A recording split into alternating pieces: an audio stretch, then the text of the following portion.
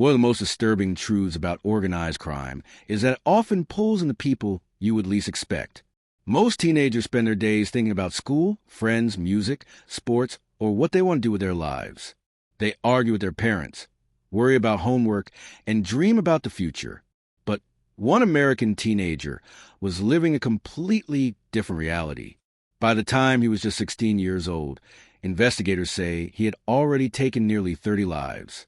Not in war, not in self-defense, but as a professional hitman working for one of the most feared criminal organizations operating along the United States-Mexico border.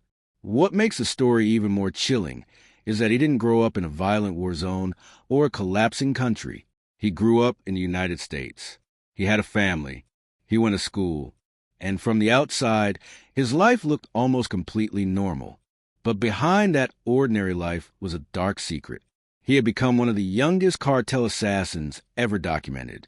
His name was Rosalio Reta, and his journey into the brutal world of cartel violence began when he was only 13 years old.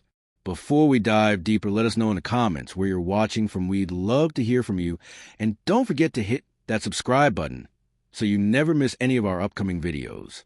To understand how a young American teenager could become a cartel hitman, we first need to understand the place where his story began. Rosalio Reta grew up in Laredo, Texas, a city sitting directly on the border between the United States and Mexico. Just across the Rio Grande River lies the Mexican city of Nuevo Laredo. Together, these two cities form one of the busiest border crossings in North America. Every day, thousands of trucks move across the bridges connecting the two countries.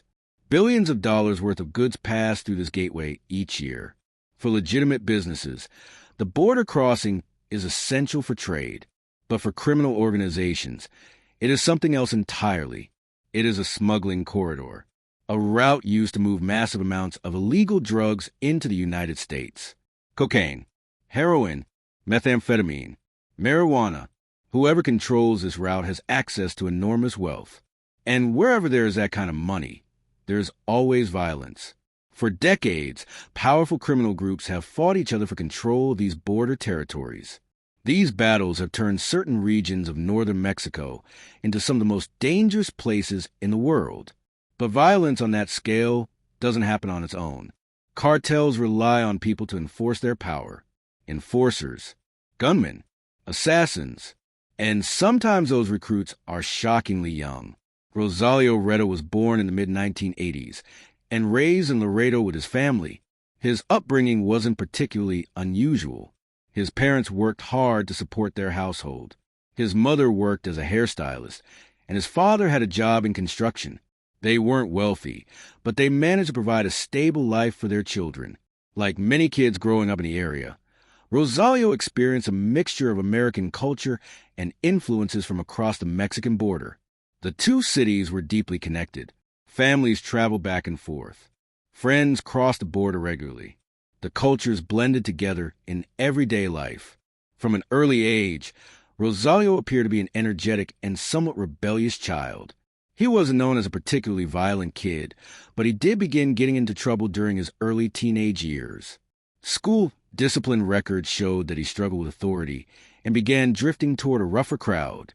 At one point, he reportedly dreamed of joining the military and becoming a Navy SEAL.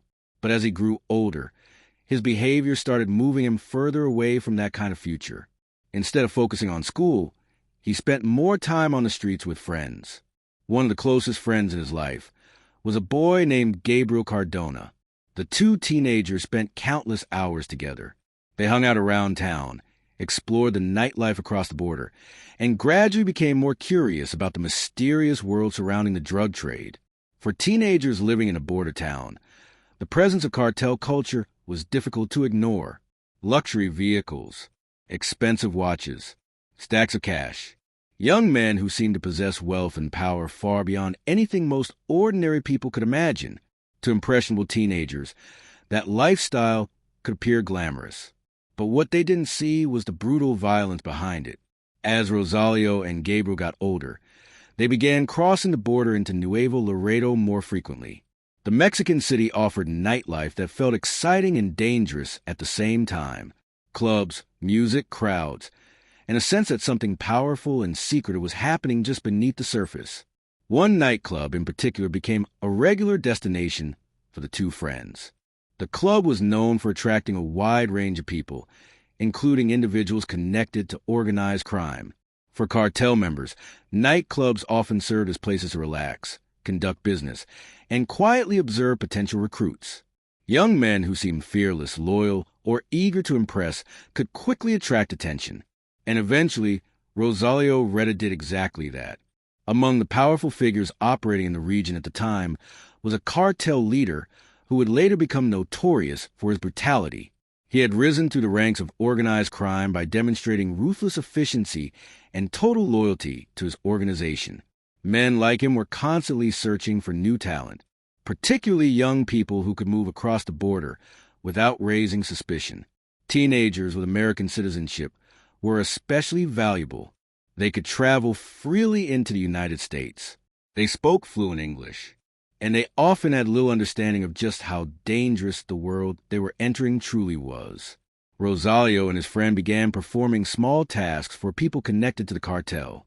At first, these jobs seemed minor: delivering messages, running errands, helping move small packages. But every task served as a test. Cartels operate on trust and loyalty, and the only way to prove loyalty is through action. Eventually, the moment came when Rosalio would face the test that would determine his future.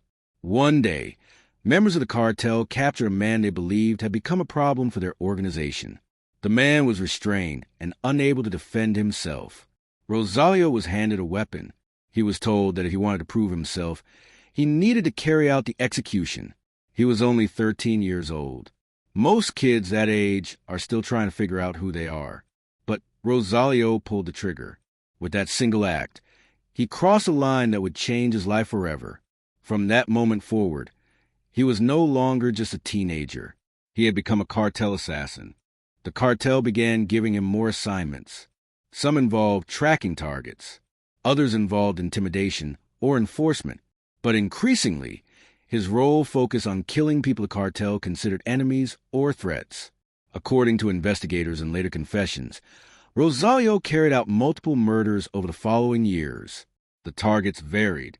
Some were rival criminals. Others were individuals suspected of betraying the organization. In the brutal world of cartel warfare, accusations alone could be enough to sign someone's death warrant.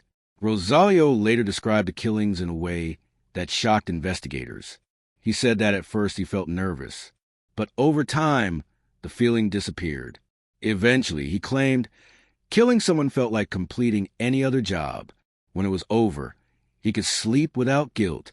For cartel leaders, this made him extremely valuable. A young hitman who could cross the border easily and carry out orders without hesitation was a powerful asset. But the very qualities that made him useful would eventually attract the attention of law enforcement. As violence connected to cartel activity increased in the region, investigators began piecing together information about the people involved. Murders that once seemed unrelated started forming patterns. Witnesses occasionally mentioned young gunmen. Rumors circulated about teenagers working for powerful criminals. Authorities on both sides of the border began cooperating more closely, and slowly, the story of Rosalio Reta started to emerge. One of the cases that would eventually bring attention to him involved the killing of a man in Laredo, Texas. The victim had been spending time with his family when the attack occurred. Investigators quickly realized that the murder had the hallmarks of a cartel-style hit. The level of planning and precision suggested professional involvement, but the suspects connected to the case were shockingly young. When authorities began questioning individuals linked to the investigation, they discovered something disturbing. One of the alleged killers was still a teenager. As detectives dug deeper, they uncovered more evidence connecting Rosalio to multiple violent crimes. Eventually, he was arrested and taken into custody. During questioning, investigators say he confessed to participating in numerous killings. The details he described stunned those listening. He reportedly spoke about the murders with an eerie calmness, as if he were describing events that had happened to someone else. For many investigators, the most chilling aspect of the case wasn't just the number of crimes. It was the age of the person committing them. A teenager who had been pulled into a world of extreme violence long before he was emotionally mature enough to fully understand it. The case quickly attracted widespread attention. News outlets began reporting on the phenomenon of young cartel recruits. Experts in criminal psychology examined how teenagers could become desensitized of violence when exposed to it repeatedly. They pointed to several factors: environment, peer pressure, the lure of money and power, and the influence of older criminals who manipulate young people into believing that violence is normal. For Rosalio Reta, the journey from ordinary teenager to cartel assassin happened gradually. One decision led to another. Small tasks turned into serious crimes. And before long, he was trapped inside a system that rewarded brutality and punished weakness. Eventually, the life he had been living began to collapse around him. As investigators continued building their case, more witnesses began coming forward. Information from both sides of the border started connecting the same names, the same vehicles, and the same violent incidents. What once seemed like isolated crimes were now part of a much larger pattern. Authorities realized they were not simply dealing with a troubled teenager. They were uncovering a young operative inside a much larger criminal network. Rosalio Reta was eventually charged in connection with multiple murders in Texas. The court proceedings shocked the public. When details of his confessions were revealed, many people struggled to understand how someone so young could have been involved in such extreme violence. Investigators said that by the time he was arrested, he had already spent years operating within the violent structure of cartel enforcement. He had carried weapons, tracked targets, and participated in killings ordered by higher-ranking members of the organization. During interviews with law enforcement, he described how the cartel rewarded loyalty, money, protection, and a sense of belonging. For a teenager searching for identity and recognition, those things could be incredibly powerful. But the reality behind that promise was far darker. Cartel organizations are built on fear and control. Members who fail to follow orders are often punished harshly. Sometimes they simply disappear. The same system that gave Rosalio power could just as easily have turned against him. As the trial moved forward, prosecutors presented evidence tying him to violent acts carried out when he was still a minor. Ballistics reports, witness testimony, and statements from other suspects began forming a clearer picture of how the murders had unfolded. Some victims were believed to have been rival criminals. Others were suspected informants. In cartel conflicts, the line between guilt and suspicion is often dangerously thin. The courtroom was filled with a mixture of disbelief and horror. Family members of victims listened as investigators described the brutality of the crimes. For them, the case was not just about statistics or headlines. It was about loved ones who had been taken away forever. Eventually, Rosalio Reta was convicted and sentenced to decades in prison. The teenager who once moved freely across the border as a cartel enforcer would now spend the majority of his life behind bars. His story quickly became a warning about how criminal organizations recruit and manipulate young people. Experts studying the case pointed out that cartels deliberately target teenagers. Young recruits are easier to influence. They often crave respect, money, and belonging. Cartel leaders know this. They exploit those desires. By the time many young recruits realize the danger they are in, it is already too late. For Rosalio, the transformation from ordinary teenager to cartel hitman happened over the course of just a few years. A handful of decisions slowly pulled him deeper into a world where violence was treated as routine. Looking back on the case, investigators later said that one of the most disturbing aspects was how normal everything appeared from the outside. He still had a family. He still lived in a community full of ordinary people going about their daily lives. Yet hidden beneath that normal life was a secret identity as a killer working for organized crime. Stories like this raise difficult questions about the environments that allow criminal organizations to thrive. Border regions can create unique challenges for law enforcement, different jurisdictions, different legal systems, and criminal groups that operate across both sides of the border. Cartels take advantage of these complexities. They move people, money, and weapons through networks that stretch across multiple countries. Stopping that kind of operation requires constant cooperation between agencies. Even then, the struggle continues. But perhaps the most important lesson from Rosalio Reta's story is the vulnerability of young people to manipulation. Teenagers often seek identity and purpose. In healthy environments, that search leads to education, careers, and meaningful relationships. But when dangerous influences step in, the same search can lead down a very different path. Cartel recruiters understand how to recognize those moments of vulnerability. They offer money, excitement, and a sense of power. To a teenager, it can feel like an opportunity. In reality, it is a trap. And once someone becomes part of that world, escaping it can be nearly impossible. Today, Rosalio Reta's name still appears in discussions about the youngest cartel assassins ever documented. His story continues to be studied by criminologists and law enforcement agencies, try to understand how organized crime pulls teenagers into its ranks. For many people who follow the case, it remains deeply unsettling because it shows that extreme violence does not always begin with hardened criminals. Sometimes it begins with ordinary teenagers making decisions they cannot undo. A boy who once dreamed of joining the military instead became one of the most shocking examples of youth involvement in cartel violence, and the consequences of those choices would follow him for the rest of his life. Stories like this remind us that behind every headline about organized crime are real lives shaped by choices, influence, and circumstance. Some victims lose their lives. Others lose their futures.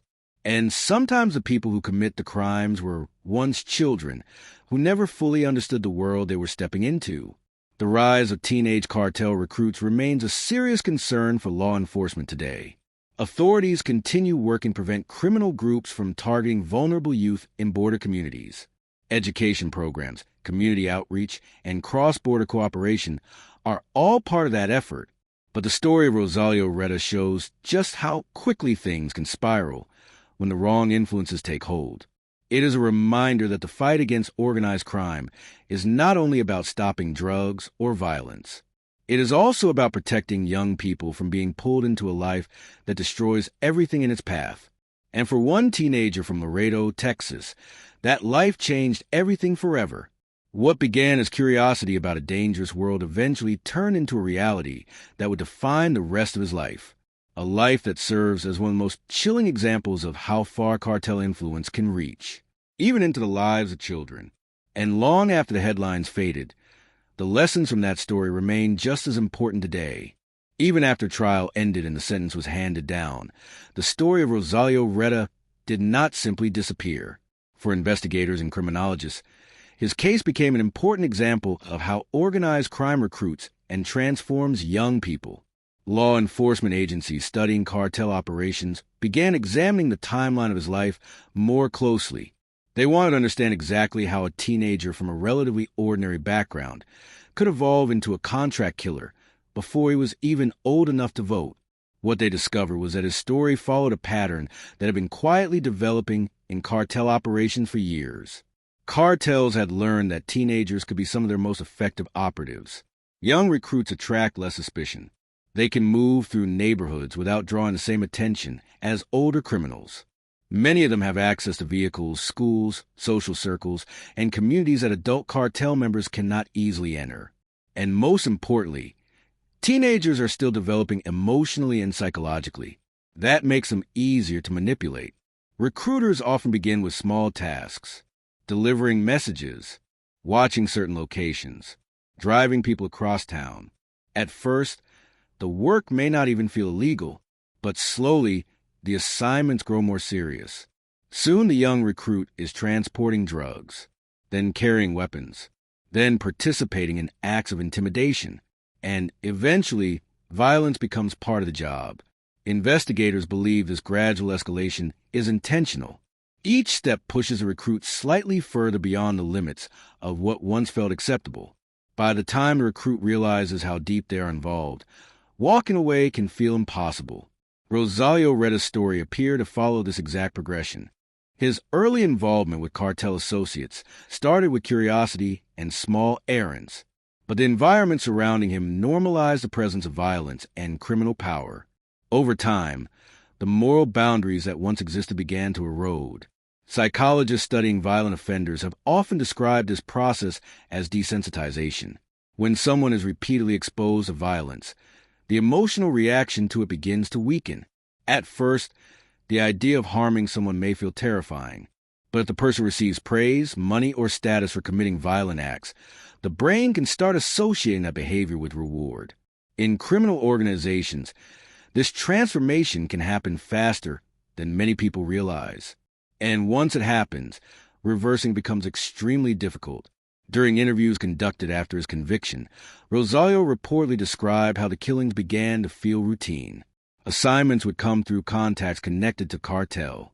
Targets would be identified, plans would be made, and the job would be carried out. Afterward, life continued as if nothing unusual had happened.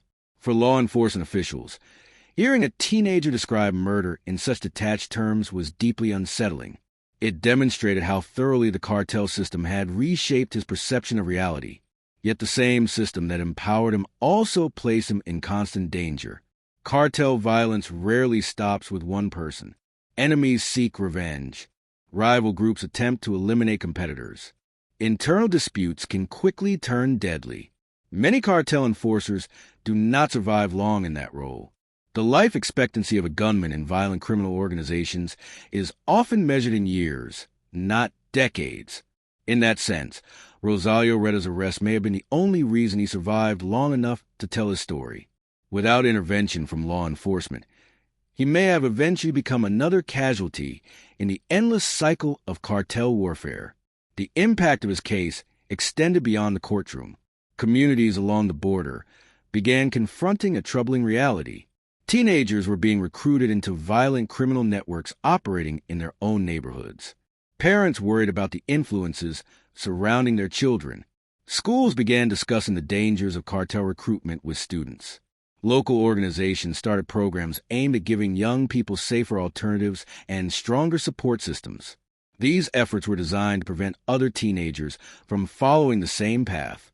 Because in many ways, Rosalio Reta's story represents a warning. A reminder that organized crime does not only rely on hardened criminals.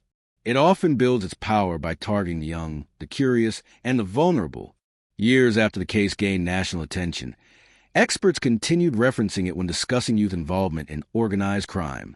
Training programs for investigators sometimes included it as an example of how recruitment networks operate. Understanding the early warning signs became a priority. Changes in behavior. Sudden access to unexplained money, associations with known criminals, frequent unexplained travel across the border. These clues could sometimes reveal when a teenager was being drawn into a dangerous world. But prevention is never simple.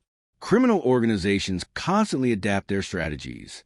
They search for new ways to identify potential recruits. And they continue exploiting the same vulnerabilities that have existed for generations. The promise of fast money. The illusion of power, the desire for respect.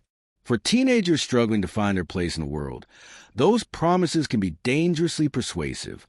Looking back at Rosalio Reta's life, many people have asked the same difficult question. Could anything have prevented what happened? There is no single answer. Some believe stronger supervision and intervention during his early teenage years might have changed his path. Others argue that the environment surrounding the border region created opportunities for cartel influence that were nearly impossible to avoid. What is clear is that once he entered that world, the forces shaping his life became extremely powerful. Peer pressure, criminal loyalty, fear of retaliation, and the psychological transformation that comes from repeated exposure to violence. All of these elements combined to push him further down a path that few teenagers could fully understand.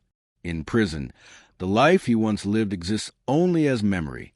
The fast cars, the dangerous assignments, the sense of power that came from carrying out orders for a powerful organization. All of it vanished the moment the prison doors closed. What remains instead is time. Years and decades to reflect on the choices that led him there. For the families of the victims connected to the case, the story carries a different meaning. No sentence can restore the lives that were lost. No explanation can fully answer the pain caused by those crimes. The legal system delivered accountability, but the emotional scars left behind will always remain. And for the public, the story continues to provoke both fascination and discomfort, because it forces people to confront a disturbing reality. Violence on this scale is not always committed by distant strangers. Sometimes it emerges from within ordinary communities. From teenagers who once sat in classrooms, walked through neighborhoods, and lived lives that appear completely normal. That contrast is what makes cases like this so haunting. A child capable of becoming a killer, a teenager trusted with unimaginable violence, and a system of organized crime that knows exactly how to create that transformation. The story of Rosalio Reta is ultimately about more than one individual.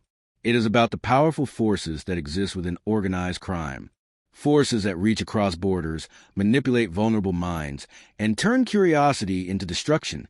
And as long as those forces continue to exist, the risk remains that other young people could be pulled into the same darkness. Understanding stories like this may be one of the most important tools society has in preventing that from happening again. Because sometimes the most effective way to stop a tragedy is to recognize the warning signs before it begins.